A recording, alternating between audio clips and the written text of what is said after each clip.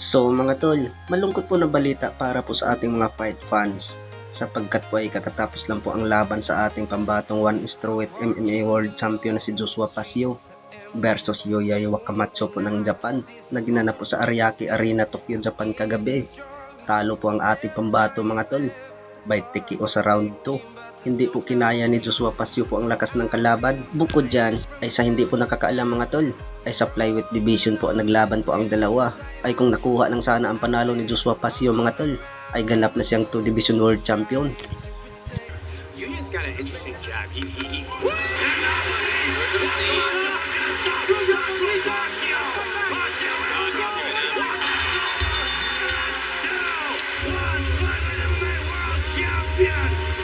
Sa kabilang banda naman mga tol, ay kakatapos din ang laban po sa pamagitan po nila ni Conor Ben versus Chris Eubank rematch.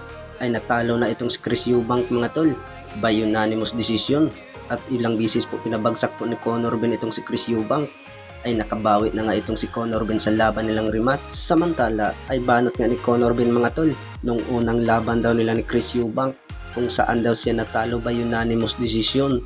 Hindi daw siya nag-iinsayo at sa paghahanda po na 100% bago po ang laban nila. Kaya daw siya natalo kay Chris Eubank.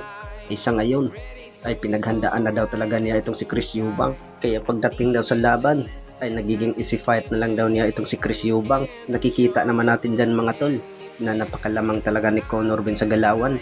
Bukod dyan ay banat po ng karamihan mga tol na mayroon daw trilogy po ang dalawa dahil po ay tagi-isang talo at tagi-isang panalo. Sigurado dyan mga tol magaganap din yung pangatlong rematch. Ano kaya sa tingin nyo mga tol?